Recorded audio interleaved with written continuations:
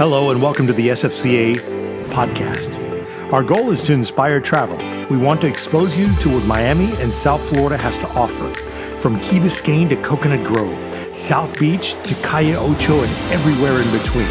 Miami is a vibrant city and offers a wide array of popular attractions and venues. Come join us. Good morning, everyone. Again, thank you very much for our monthly Zoom call.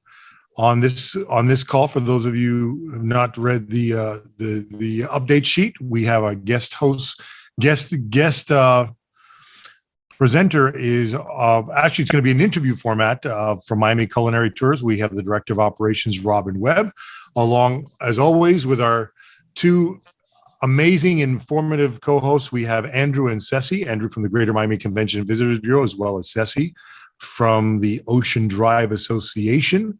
I'm just waiting for our numbers to increase. We're already sitting at about just under 40.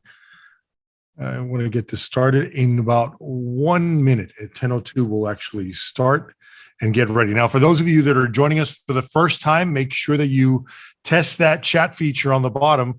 On this call, we are going to give away 2 complimentary tours to the Miami Culinary Tours. Robin will have a question at the end of her presentation or end of the interview. And then at the end of Andrew's interview, we're going to give away 1 massage in honor of Miami Spa Month. Once he finishes his presentation, we'll get some information, or we'll get the question and the first person that answers, and then Ceci will be giving away what everybody needs, and that is a $50 gas card. So all of those will be ready, and we're getting some chats now. Everyone's saying good morning, good morning. Good morning, Joaquin. Good morning, Vicky. Good morning, Danielle. Ariel, good morning. James, good morning. Thank you for joining us. I know, James, I believe you're closed on Monday, so thank you for being here on your day off. Really appreciate it. Okay, we are up to 50. Let the show begin. So for those of you who have not joined us before, let me go through my quick spiel to make sure that everybody's on the same page. We're in the midst of summer, hurricane-free, month 2, 4 months to go. Please, let's not get a hurricane. Our heartfelt condolences go out to the family of Dion Moore, who was tragically gunned down at the Clevelander Hotel lobby just the week before last as he was doing his job. Dion's brother, Derek, began a FundMe page that is currently reached $8,558 as of this morning, and his goal is $25,000. We will be sending the details in our post show notes and on our socials as well. If you can contribute, thank you. If you can't, by all means, share it. Maybe somebody in your group can contribute to ensure that he is honored in the most proper way. Also, our sincere condolences to the family of Miami Beach Commissioner Mark Samuelin, who succumbed to an unexpected illness at age 58. And I know that Ceci will be going to his memorial later on this afternoon. So again, two amazing individuals. If you knew them, if you didn't, from what I've read and what I've seen, they were definitely people that made a difference in the lives of many not only in South Florida tourism, South Florida hospitality in South Beach, but throughout South Florida. U.S. labor market it's cool. Jobless claims on a rise and layoffs surge. Fuel costs are beginning to lower, down by 25 cents last week, but that gas card is still in effect. So we're going to continue giving away the gas card. How's it affecting tourism? We will soon find out. A special recognition to all our sales teams, hotel managers and support staff that are on the call. We truly appreciate your support.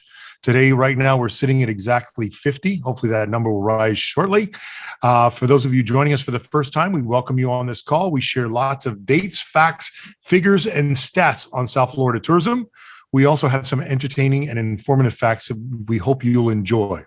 I want to ensure that everyone's familiar with the chat feature, as I mentioned earlier. Please make sure that you're comfortable with it, either the chat feature or the Q&A. You can certainly ask our presenters any questions you may have on the chat feature. I will monitor during the presentation. And then that's also the component that we will use for the giveaways. Merchandise that we're giving away this month, $50 gas card, will be presented right after Ceci's presentation. A 1-hour massage in honor of Miami Spa Month will be given away by Andrew.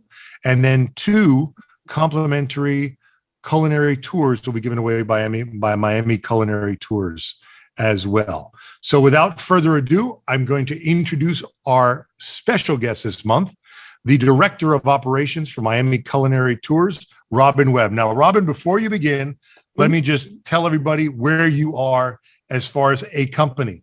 Rated number 3 on TripAdvisor's top experiences in the U.S. for 2022. Number 1 is Honolulu. Number 2 is Tierra Verde in Florida. And then there's a couple in Las Vegas, Arizona, and Maui. So you're number 3. Congratulations on that accolade.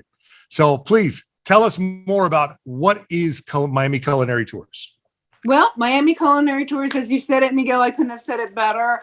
We are number 3 out of top 10 in the U.S., which is just amazing. We just got beat out by Hawaii, but that's Hawaii.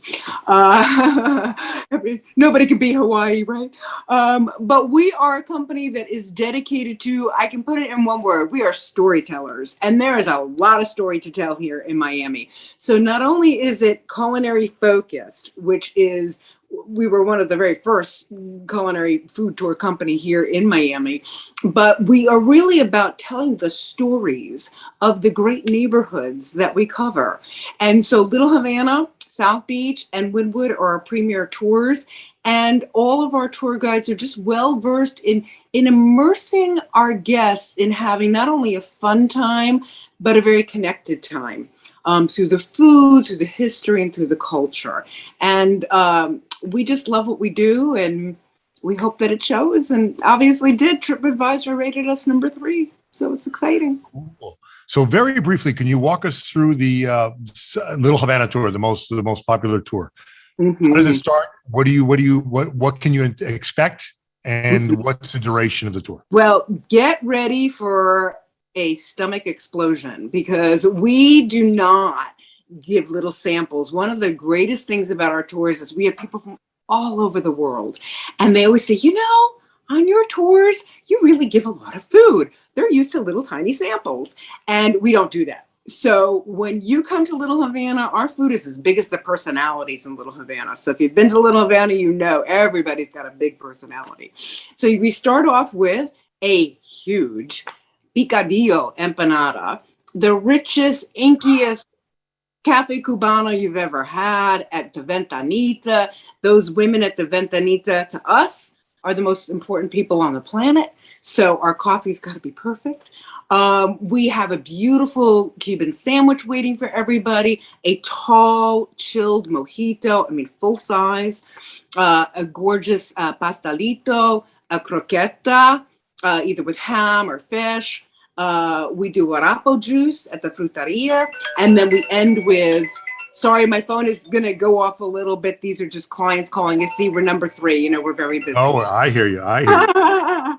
I'll just let it go to voicemail. And then we end with our beautiful golden rods of churros, which is amazing. So that's the food portion. Now, in between, we got to have a little digestion going on, right? So we digest through the history and the culture. So we're going to take our guests to Domino Park. Our guests are going to get to meet people at Domino Park. This is how connected my guides are to the people there. You don't just stare. We're invited over to look at what they're doing. We'll go over to Cuban Memorial Boulevard. We'll tell the whole story of the Bay of Pigs, so critical to the history.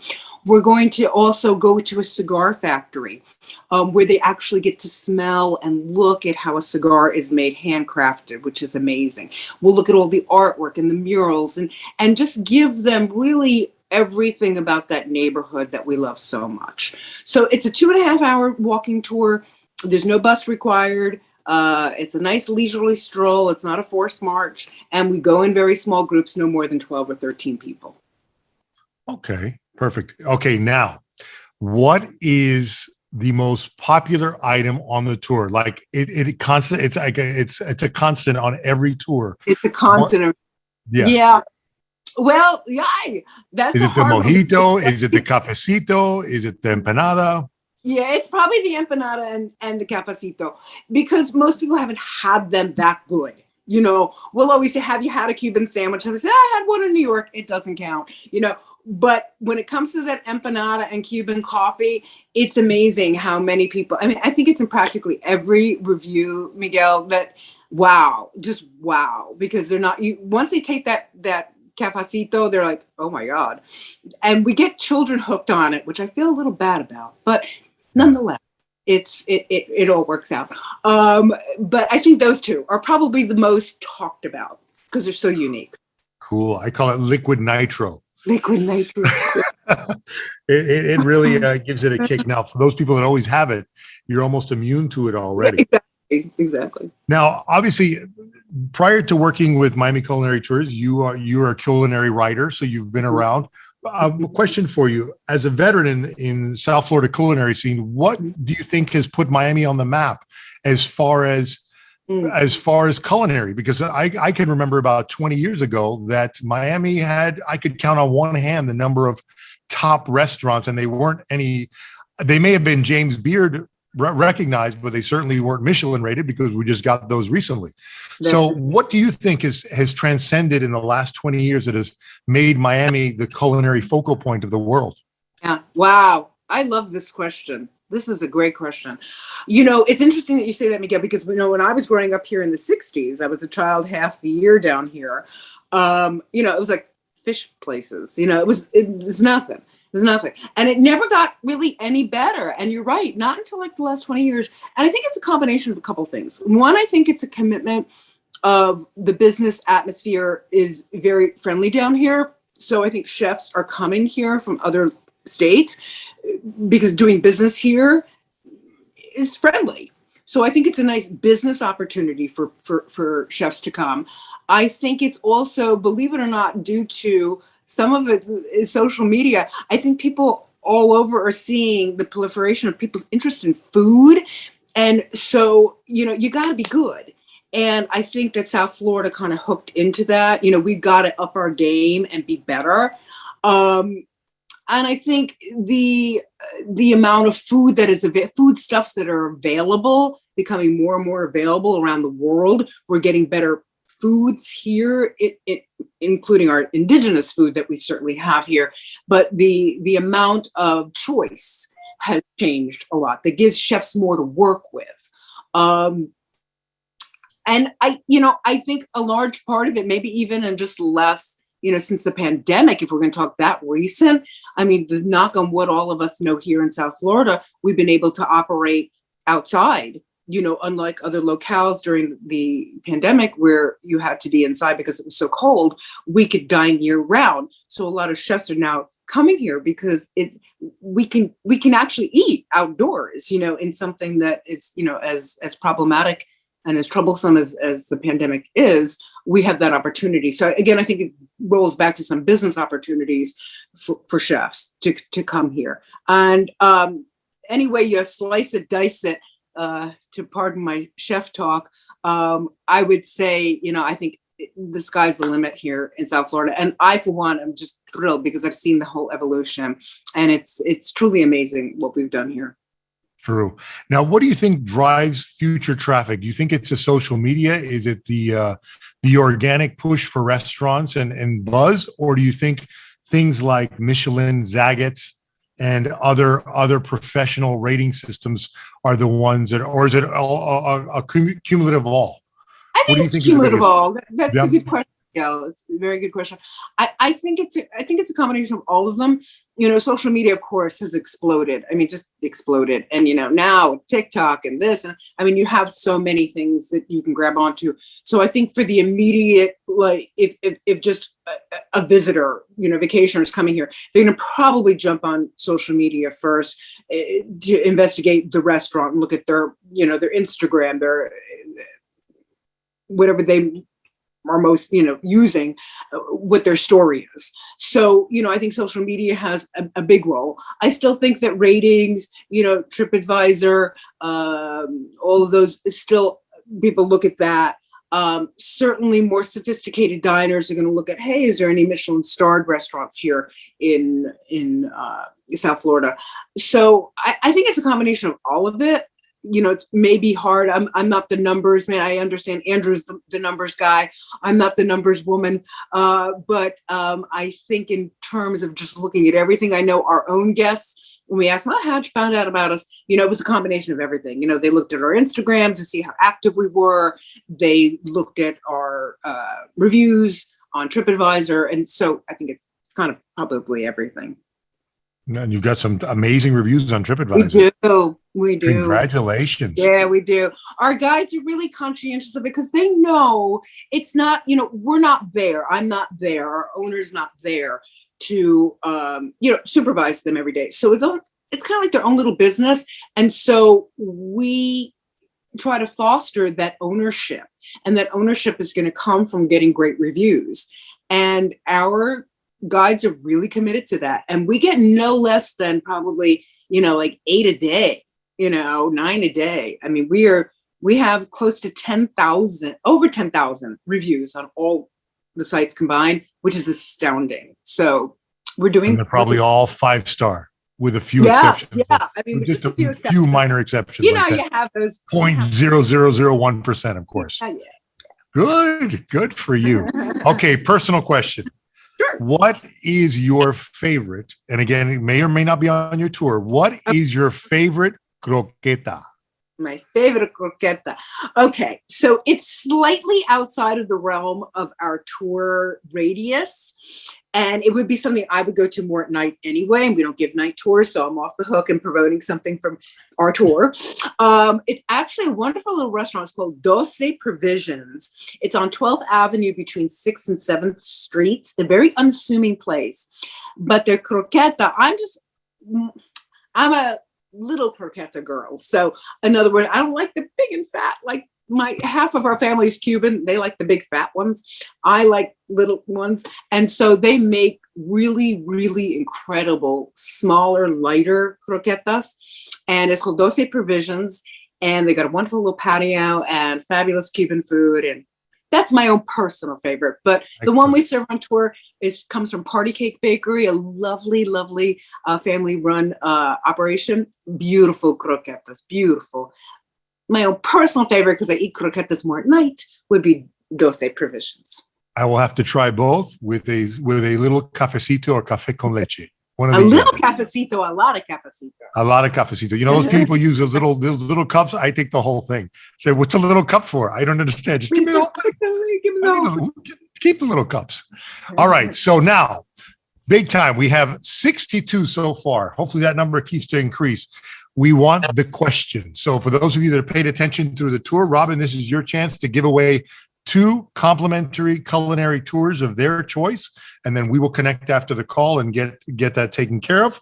So for those of you ready, make sure you're ready with the chat feature. The first person that responds with the proper answer in correct format will win. Robin, are you ready with your question? Okay. So a question from what I spoke about, or any question? Well, either or, whichever you prefer. Obviously, ideally from what you spoke about, okay. But it could be a trivia question that people may know as well.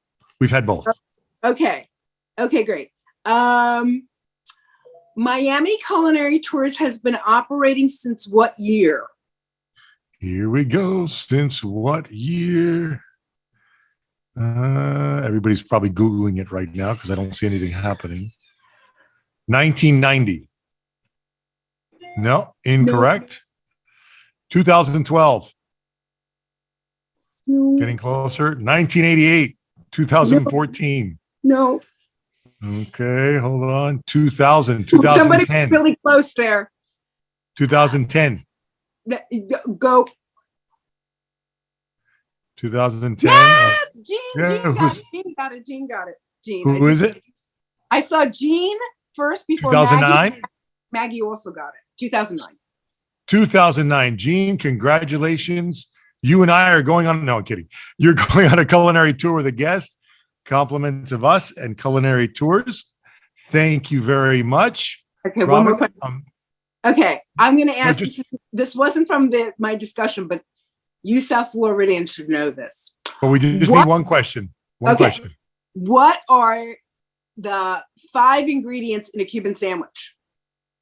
Ooh, 5 ingredients. That's a lot of typing. 5 ingredients in the Cuban sandwich. Let's see what that might be. Okay, ham, pickles, bread, mustard, and butter. Everybody's got it. Everybody's smart. Everybody's got it. Okay. Carly? No, wait. We're Before missing her one. was Danielle. Danielle Izuzu. Well, Which one is it?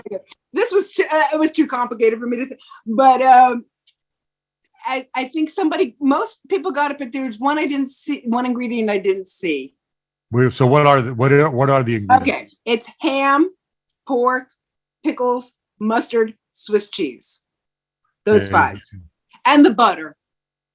We could say 6. Hold on, let's see. Pork, mustard, Cuban bread, ham. So you're gonna have to help me with this if you can scan up and down because I don't see the ham, cheese, mustard, mayo, bread, Cuban bread, pork, mustard, pickles. There it is, Carly. Oh, no mayo, no mayo, no mayo, no mayo. You've been using mayo. Yeah, but that she didn't mention the pork either. So looks like Cecilia. Sorry, no? that's so complicated. Cecilia, I think. Right? Cuban bread, pork, mustard, pickles. We need a ham.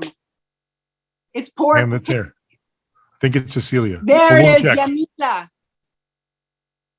Okay, we got a whole bunch of them. So let me look, and whoever the first one is a proper one, we'll get back to you. Luckily, this is all being recorded, so we have it all. I made that a little too complicated. Oh, yeah, just a little complicated, but don't worry, we'll get through it. Thank you very much, Robin. I'm going to have Andrew queue up. Andrew, good morning, sir. Good morning. Real quick, anybody have any questions for Robin? If you do, please send them in the chat. We'll correspond directly. And now I like to introduce to you one of 3 highlights of this show, and that is Andrew Robinsmith, the Director of Research and Business Intelligence, with the latest stats, facts, and figures of our hospitality community for the last 30 days and moving into the summer. Andrew, the microphone and camera are yours. All right. Thank you very much. Well, good morning to everybody. Happy to be here. And thank you again, Miguel, for asking me to come back here and give some updates on tourism. Every month, I put some time into this as I go throughout the month. And I can't believe it's been a month since the last time. It actually hasn't been a month. I think about 3 weeks since the last time that we spoke. And I put a lot of thought into this because there's so much information out there. I'm a pretty large consumer of information. And so when I put these things together, I like to think about what's going on out there and connect it to what I see going on here. And in some months, that's easier than others. I think that Miami is sort of a bubble. The things that go on here in Miami may not be always the things that are going on outside of Miami, but I think everything is intertwined, useful to talk about, and very helpful to some of the people that I speak with on a regular basis. And I know that a few of you folks who come onto this call every month are looking for information. Some of you are planning for the next year. Some of you have investors and stakeholders are asking these questions. So every month, I hope to answer some of these questions. And if something comes up where you need an answer on something Miami statistic wise, please feel free to reach out to me and we'll dig out and we'll see what it is that we have for you. If we don't have it, then I could probably figure out a way to get it. So that being said, I know, Miguel, you said I had 18 minutes to give this presentation.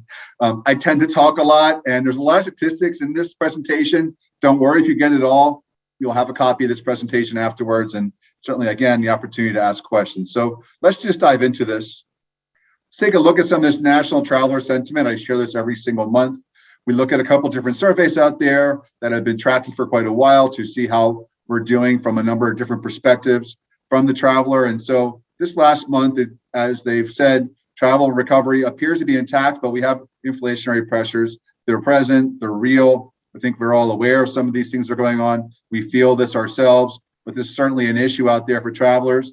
Gasoline prices appear to be starting to impact air and auto demand. I thought that was really interesting stat to pull out there. Air passenger volume in May seemed to worsen for the first time since January, and similarly, auto trips declined as well. Now, that said, we do see some positive indicators such as business travel. I haven't talked a lot about business travel, but we see here that there's some good indicators. Group room night booking space has improved for business travel recovery, and most of the U.S. companies that were surveyed in this particular study said that they do anticipate conducting more business travel over the next 3 months. They're saying that some of these forecasts are saying that business travel recovery may start to taper off next year. So very interesting and very good to point out. And then once again, elevated inflation has weighed on consumer sentiment, but it doesn't mean that that's weighing them down from travel. We know that there are some pressures out there that I'll talk about in a moment that potentially are prohibiting people from traveling, but we do know that inflation is really where things are at right now and on top of people's minds. Another study that we look at, Destinations and Analysts Travel Survey, similar to what we just saw. However, there are a few things out here that pop out to be different. Again, travelers are saying that prices are high. Interestingly, in this, really some of the big findings here is, according to this study, half of American travelers said that high travel prices have kept them from traveling in the past month. That's a pretty big deal, right? As we see people moving forward, that's 8 percentage points in the last 4 weeks. Similarly, the percent of American travelers who expect to take at least one leisure trip in the next 12 months, that has dropped as well. So very interesting. And this is really tied directly to prices. However, Americans are still holding on to some of their travel plans this fall. That's good news. In terms of the concerns and the barriers to people traveling, more than a third of American travelers said that their concerns are about safety. So it's not just about economics, it's about the safety. And I know that we've seen a lot of things in the media recently that could be affecting these perceptions. But when we talk about safety, the top concerns are theft and mass shootings, and probably not a surprise given some of the turn of events recently. Finally, from this study, I thought was interesting. Now that the United States is not requiring COVID tests negative to come back to the United States, this seems to be spurring an interest in travel for American travelers to go abroad. So travel travel interest to overseas has increased. The likelihood to travel internationally has jumped 8 points in the past month. So very interesting. That said, economics, and I know every month I like to talk about economics, and I need to kind of pack this into something that's really more tangible and easy to digest. There are a lot of things going on. Last month, I had mentioned that I didn't want to get too much in the weeds about economics because we know there are a lot of things out there that are really not feeling too good. But at the same time, I don't think I'd be doing my due diligence by not sharing some of these things that I feel are really important to our market. The things that are going on in our country are very important. We feel them. The way that they affect tourism could be different and are different depending upon what destination you're in, but nonetheless, these are important. So I decided I'm going to share with you one slide. It's going to be ripping the Band-Aid off. I apologize ahead of time, but here are some of the factors that we're facing here that I'm a little concerned about. Bottom line, consumers' pocketbooks are shrinking. We all know this, but it's a question of how much are they shrinking, right? And how will that affect travel to Miami? And so I put some stats up here. Some of these terms you may or may not be familiar with. I'll run through them as quickly as I can. Compared to 1 year ago, the U.S. GDP, the gross domestic product, this is the sum of all goods and services that are produced in the United States, measuring the percent change. Q1 was down 1.6%. They're projecting Q2 to be down as well. And folks, in technical terms, that's called a recession. So very concerning that we are going into a recession. Similarly, inflation, there's a couple of things here that I talk about. The Consumer Price Index. The Consumer Price Index is simply an index made up of what they call a basket of goods. If any of you took economics in college, you might remember this. This is really looking at prices for the things that we buy every day. That's up 8.6% from a year ago. Producer Price Index, which I think is very important, and that is really the prices for what producers of these goods pay that they produce for us to buy. And that's even higher than Consumer Price Index. And that would mean that for these producers, they're in a situation where their prices are increasing. They have to either cut their own costs, pass those costs on to us, or even potentially stop producing as much because of the cost that it takes for them to produce these goods. That's a little concerning, and that's going to add to this overall picture. Furthermore, we know the interest rates have been rising as a result to try to combat this inflation. As an example, looking at these home mortgage interest rates, up 77% year over year. That is big, folks. Along with gas prices, we've talked about that. Let's quantify that, up 51% from a year ago. Very concerning, obviously, for travel. I think a couple other things here, which I would be remiss if I didn't mention, personal debt and savings. This is directly tied to travel, folks. When we talk about disposable income, that money that's left over after paying our bills, that's what we usually travel with. So consumer debt has been going up. Consumer debt up 14%, credit up 21%. That's credit spending. Now, folks, we've been talking for the last 2 years about savings and how we've actually had record savings in this country. People have really been putting money away, particularly because they haven't been going to travel to their offices as much. However, that has reversed. Looking at the personal savings rate, that is the amount of money that we're putting away every month. We are putting less and less away, but we're spending more and more on credit. I think that's a little bit concerning. Lastly here, and then I'll move on to a more happy topic, but wage growth.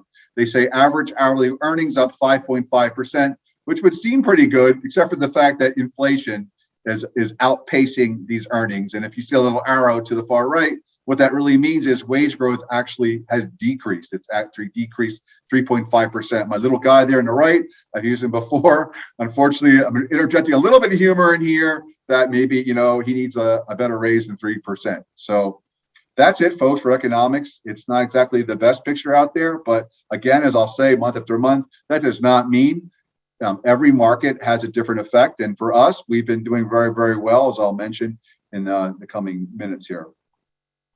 Domestic travel, a little something from U.S. Travel. They mentioned that 4th of July travel across our country was very, very good, despite some of these economic factors. And so actually the 4th of July weekend was excellent. According to TSA, they had more people going through these checkpoints in July 1st than we did in 2019. So that's really great. Despite these inflationary pressures, people still want to travel. Car travel was projected to outpace pre-pandemic levels, and it did. So the big picture here is, again, travel is very resilient. People still want to travel in spite of some of these other things that are going on. And I'll just quickly point out here to attest to that, looking at our airport, MIA, versus the total airports in the entire United States, we continue to outperform all these other airports. And I was in a presentation the other week with somebody from Miami International Airport. He did project that arrivals will pace where we're at right now for the rest of the year. So they are saying that our arrivals are going to be up 10 to 15% for the rest of the year. So that's really great news for you folks out there that are planning, trying to understand how that pace of tourism will be in the coming months. They are projecting that we will continue to have very good, robust passenger traffic. So as you can see here, that we are the red line. We are well above this index of 100 versus the country, which is improving, but certainly not where we're at. So these daily demand indexes that I share every month, I'm going to have to retire these. We created these 2 years ago into responses from people or questions that people asked me about when are we going to recover. So what I did is I took these indicators that show tourism in a nutshell and said, how are we doing? The bottom line is we're doing very, very well. If you look at those bar charts down there at the bottom, we see that those are daily numbers being compared to 2019. That dotted line indicates how much better we've been doing on a daily basis than we were in 2019. So again, the story here is we've just continually paced about 2019. So that is really great news, folks. We look at airfare searches because we think that's a good predictor of what's going on, or one of several predictors of how it is people are really looking at travel to Miami. And we look at kayak.com because they're just sharing this data every week. We look at the volume of searches for people wanting to come to Miami versus other destinations. And we can see at the beginning of the year, as I've shared before, we were down. However, that has improved drastically. And now looking into, as we went into the end of Q1 in March, our top of the top season here, we saw that things really, really improved. And even now, they're still good. There's nothing bad that we're seeing here in terms of what that travel demand and what those travel searches look like. One moment here on our hotel performance. We know we have a lot of hoteliers in this call here. What we've been seeing is we still have great rates. There's nothing wrong, in my opinion, with our rates. Maybe some of the hoteliers would like to improve those rates, because what we're seeing is that our rates after these record highs every single month, they're starting to soften a little bit. And I know that if you're a hotelier out there, you probably know this already, but I'm going to share this anyway. Occupancies have been lagging a little bit. Most of that has actually been because we've been adding hotel inventory, especially when we compare to 2019. We have about 10% more inventory than we did in 2019. So that's going to have a direct effect on occupancy. Again, economics, very simple, supply and demand. Demand will take a little bit of supply, demand. It's just going to take a little bit of time before the demand catches up to fill those hotels to the extent that they were in the past. Still not bad. Still, our rates are really high as compared to 2019. Looking at what we see on the books, this is a really good predictor of how things are actually going on in our market. It's one thing to talk about those things outside of here, but really what matters to us is the performance of tourism here on the ground. So what are we seeing? We're seeing that this hotel booking pace is actually pretty good. If we look at the hotel booking pace this year versus what we saw last year for the next 90 days, we see here that those lines indicate every day, the bars, I should say, the lines indicate what it was a year ago. And we see here that we're still pacing, for the most part, we are pacing at or above where we were at a year ago. So that's really great news, particularly since a year ago, we know that we started getting into this white hot season of tourism in June, July, which felt more like spring break than it did a normal June or July. So we are still pacing. Now, maybe some of you out there, some of you hoteliers are saying, no, that's not the case. That may not be for your property, but this is certainly based upon a sample of hotels that are in Miami-Dade County. And so looking at the below there, what we have is those tables there come from STR. They are the forecast for the next couple of months. They are forecasting that demand will still continue to be positive. We do see a dip in rates, and they pointed this out already. For July, they're saying there's a dip in rates compared to last year, not a surprise, but still up from 2019. So we're still seeing good performance for the hotels. It looks like what we see going on the ground is holding up with those forecasts. Just a quick thing here, and I know a lot of charts and graphs, a lot of stats here. I'm running through this, but you'll have this presentation to look at as well. But what I did is I charted out the number of hotel rooms being sold on a weekly basis. And I'm saying to myself, how are we doing right now? And where do we think we're going to go for the rest of the summer? That red line is the number of rooms sold in 2019 every week. And then we took that blue line and said, how did we do last year? We saw that it took a while. In the beginning of last year, things were a little slower, but it did catch up 2019. And right now we see with that turquoise line, we've actually been doing very well. And we've been pacing above both years. That dotted line indicates where I think we're going to be for the rest of the summer. And what it's really looking like, if this pace holds up and the forecast holds up, we are going to continue to see more hotel rooms sold in Miami-Dade County than we did a couple of years ago. We'll take a moment here to talk about Airbnb and home sharing. I don't always talk about this, but there's an interesting story here in that we have certainly seen a lot of improvement in home sharing, but the last couple of months, we've actually seen a decline, folks. In the last 2 months, in May and June, we saw a decline in occupancy for Airbnb. Hint, hint, if you're paying attention, decline in occupancy for the last 2 months for Airbnb. It's not terrible, but we have seen a decline. And at the bottom, what that is those lines indicate the percent change in the pace of booking for the next several months. So are people looking to book more in home sharing next several months? Are they booking less? And what we see is that drop. The drop is in the short term, but we do see things further out, which in some ways this is following hotel, but I think that right now the pacing for home sharing booking is a little bit stronger than it is for hotel, quite honestly.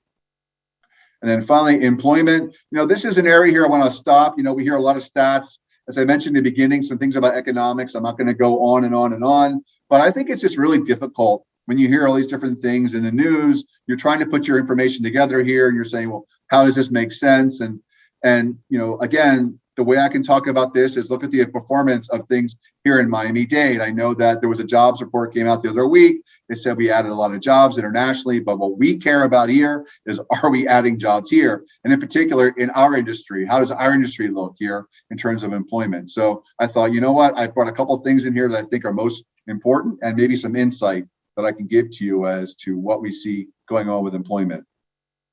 I have 2 bar charts here. What I've done is I've taken the top bar chart, which is total amount of leisure and hospitality jobs that we see every month for the past year, and then comparing that to pre-pandemic, which is going to give us an idea of how close are we getting to where we were at in 2019 versus now. And we've had a pretty good recovery.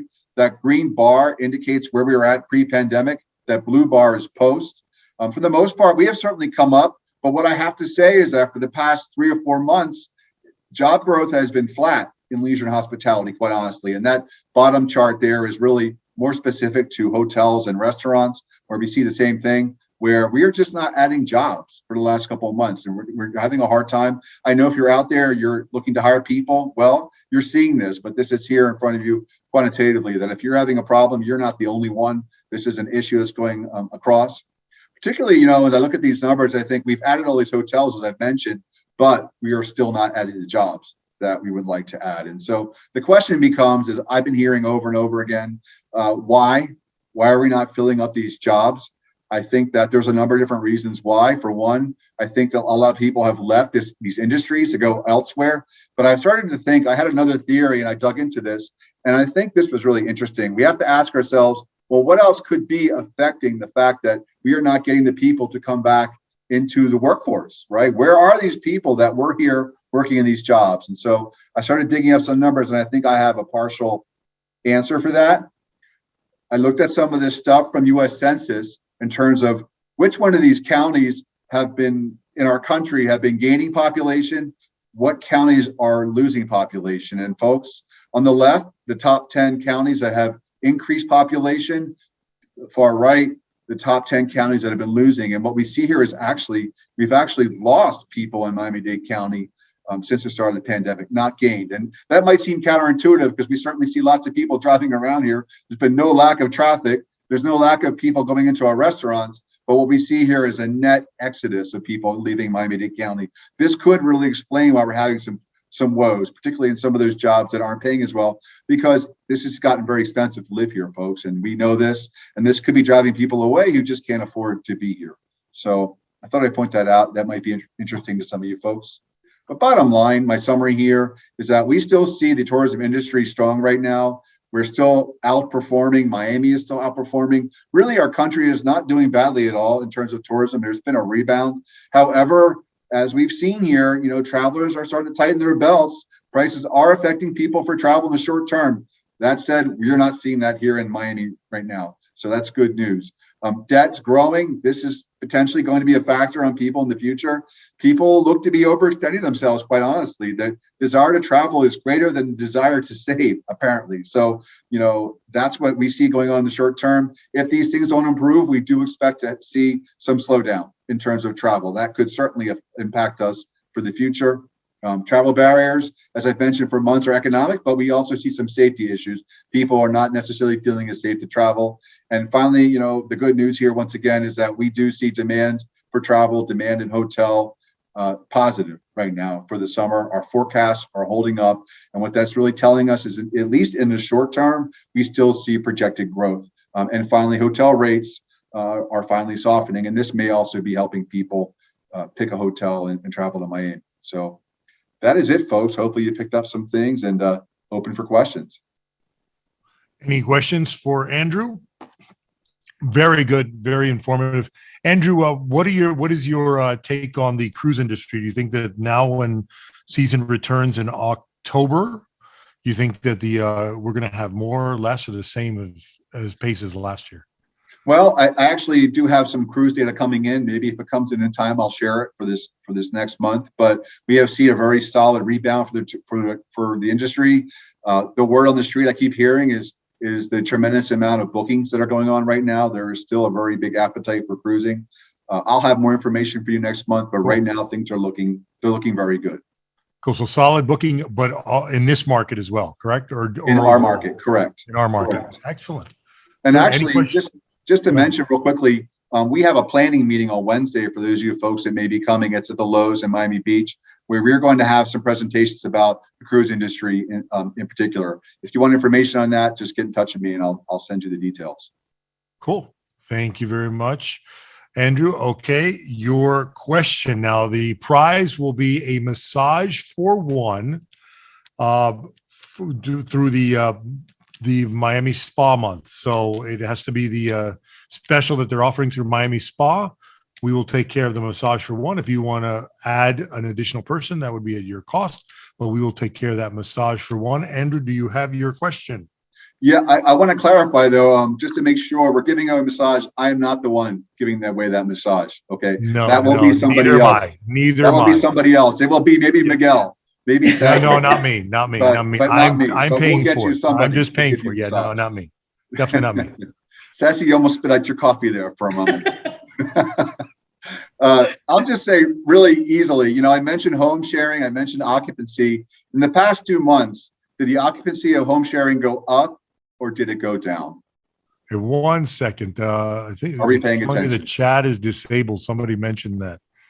One answer to Gary. Hold on. Hold on. We're having a problem with the chat. Oddly enough, we're having a challenge with the chat. It's coming through the Q&A. Hold on. Give me another question in about 2 seconds. I want to make sure everybody has an equal amount of time to answer. For some reason, this chat feature has been disabled. Allow me a second. Let me figure out what happened here.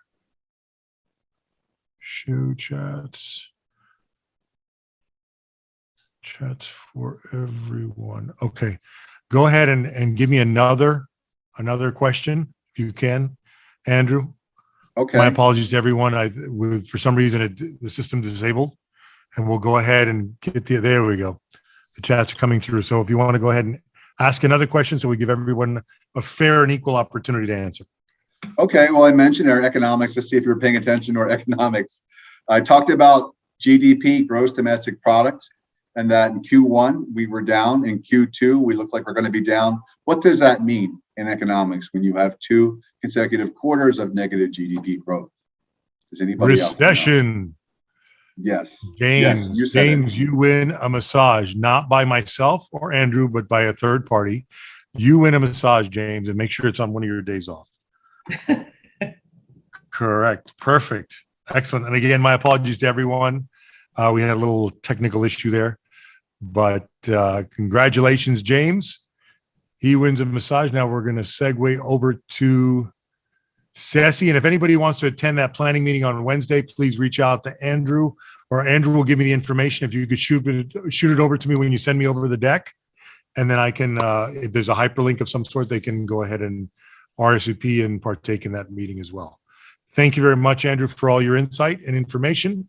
Ceci, the microphone and camera are yours. Thank you.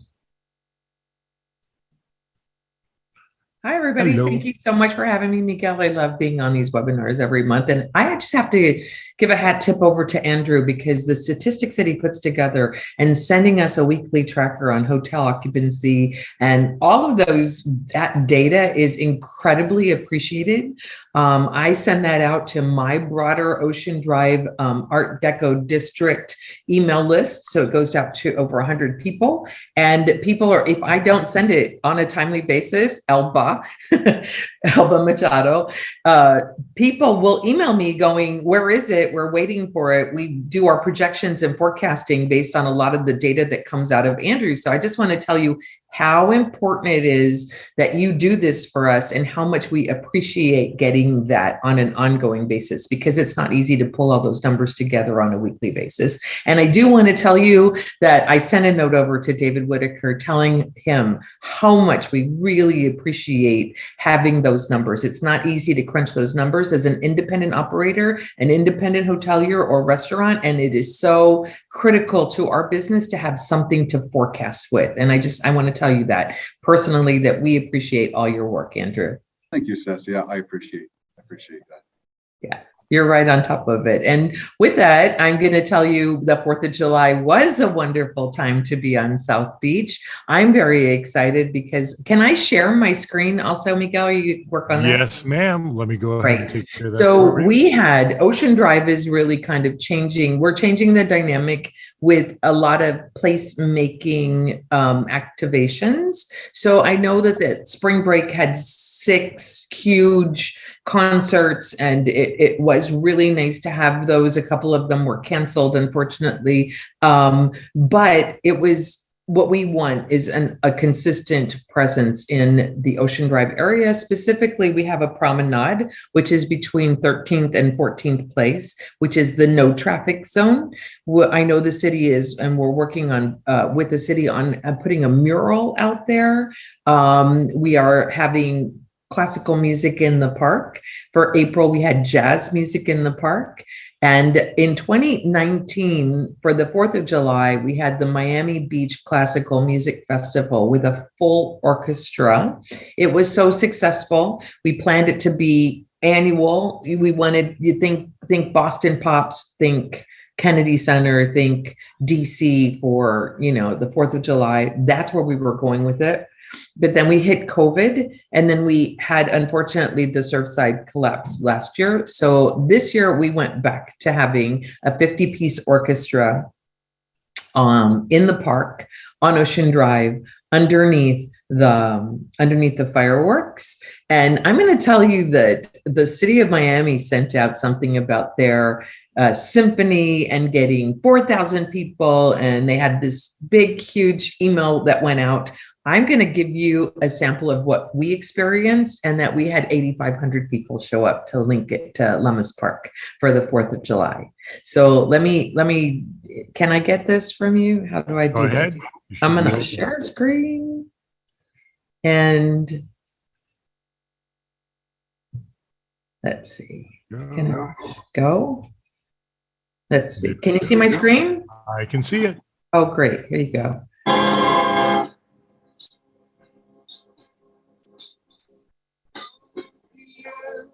Beautiful for spacious skies, for amber waves of gray. The Miami Classical Music Festival was joined by the Peter London Dance Troupe. Mountain majesties above the fruited plain.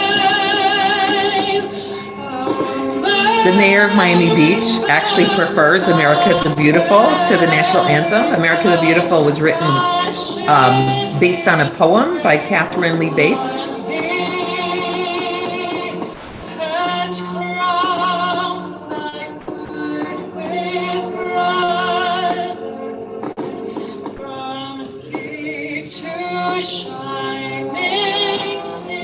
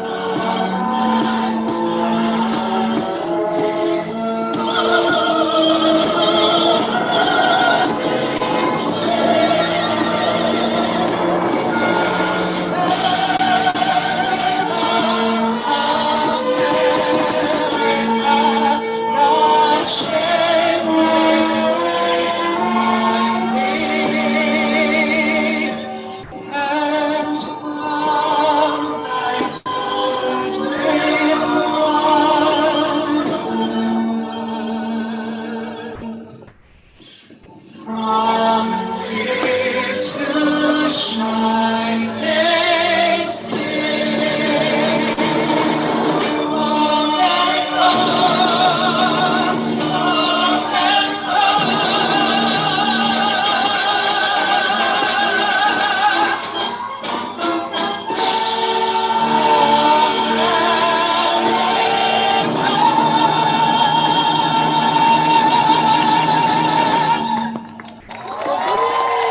Perfect.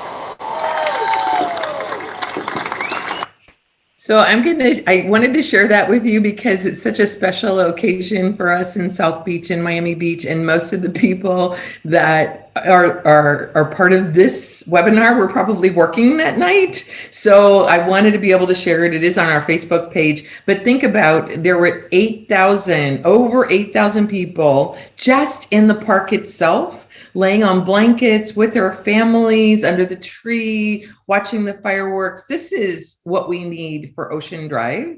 And every single Sunday at 7 p.m., I have a very small portion of this going on right in the park. And I get, like I said, we get 140 people last Sunday, just last night. And it was the opera arias. We have a chamber music ensemble. We did jazz appreciation in April. So we had Milton Mustafa, we had Nicole Henry, we had Carol Ann Taylor, who's a local favorite. So it's nice because in July, and we're still getting 140 people, it's not the tourists that are coming, really. It's a lot of residents that are coming. We have a lot of guests that are staying across the street. It's a great mix of people. And it's certainly these incremental and very small dynamics that are going to be the change that will affect how South Beach develops in the future. So I just wanted to bring that out. We will continue to do these Ocean Drive Promenade music series throughout the year. I've already scheduled for all of next year. Veterans Day weekend is going to be lovely because we actually have the Army band that's going to be playing as part of the Promenade series. So just put it on your calendar. It's a lovely place to go. You can get there from 5 different neighborhoods walking. And we also have, close to 70 hotels just in the Art Deco Cultural District. So it's a great opportunity to come experience some classical music. And people ask me why classical music. We did jazz in April because it's Jazz Month. Why classical music? Because classical music isn't as accessible. You can hear pop music on Ocean Drive. You can hear salsa. You can hear even jazz at the Betsy. You can hear a lot of different kinds of music. What you don't hear is classical music, and you can't do it unless you buy a ticket to the New World Symphony or the New Deco. And so we have all of these very high level classical musicians, very talented, come out, and it's free. So it is also a music appreciation opportunity to introduce your children to classical music without paying, $100 to get into the Art Center or whatever it's going to take, right? So it is a wonderful introduction. We have little girls dancing ballet when they're playing the quartet, the string quartets. It's just such a beautiful experience. I'm really proud of it. So I'm so glad that you guys appreciated it as well. But like I said, a lot of my Ocean Drive people, they were all working that night. So I wanted to be able to share it just to say we're trying and we're working really hard. And I could use some help because we would love to co-brand this with a sponsor. Just like City Bike has the Deco bikes, we're looking for a one co-branding sponsor that will help us with the 4th of July moving forward. I really don't want 20 different sponsors and 20 different logos. I'm staying away from any alcohol. It really isn't what we want to portray. It is one of the most beautiful parks in the world. Second to maybe Central, like a Central Park. So Lummis Park needs to raise itself up and elevate itself. It is oceanfront. It is truly a gem that we have. And I think it's really up to us. We can't sit back and go, the city needs to change things. The Ocean Drive Association needs to change things. I think we as partners, industry partners, city partners, municipal partners, event planners, everybody needs to kind of really take a look at what's going on South Beach and understand that it's going to take all of us to create these kind of small dynamic changes that are going to change the perception of Ocean Drive. I had the mayor say 6 years ago, I won't send my kids walking up and down Ocean Drive. And today I have, some of my chamber board members, for example, say, I can't wait to come to bring my kids, to bring my sisters, to bring my parents, to bring my 90-year-old grandmother to Ocean Drive. That was music to my ears. This is truly a family experience. We have so many different opportunities to eat, to listen to music, to have staycations, and it's really a beautiful place. So I just wanted to share that with you today. Thank you. Thank you, Ceci. Very, very well. Thank you. Okay, question from Ceci to the group. This is for a $50 gas card. Again, the chat is active. Ceci, do you have your question? Sure. Who wrote America the Beautiful? Ooh. Let's see. Catherine Lee Bates. Yep. Natalie is the winner. Natalie Covacho. I'm sorry. Covacho. Congratulations, Natalie. We'll be in contact via email to get you the gas card. Thank you very much, Ceci. Thank you very much to all of our panelists. Does anybody have any questions for them? No? Okay, my closing remarks. It's easy to make a buck. It's tougher to make a difference. Let's strive to make a difference in the lives of others. It's a crazy time we live in, as you can see this past week on Ocean Drive and all the other areas in Miami and Fort Lauderdale and throughout the country have been a little bit tumultuous. Make strides to perform random acts of kindness. Make a difference in someone's life. It'll come back to you in a positive way. I promise. Don't forget to subscribe to our newsletter, The Maestro, and In the Know. We'll be sending the links in our after show notes. Thank you again to Ceci, Andrew, and Robin. Congrats to our winners, Jean, James, and Natalie. Look for our notes and presentation and video recording of the show and an email to follow. Whether you like cafecito, mojitos, pastelitos, or like me, croquetas, get out and enjoy. We are back. This is your city. Enjoy it like a tourist. Until next time, see you in August. God bless everyone. Stay safe, be well, and behave. Take care. Bye-bye. Thanks, everybody. Our goal is to inspire travel. We want to expose you to what Miami and South Florida has to offer. From Key Biscayne to Coconut Grove, South Beach to Calle Ocho, and everywhere in between. Miami's a vibrant city and offers a wide array of popular attractions and venues. Come join us.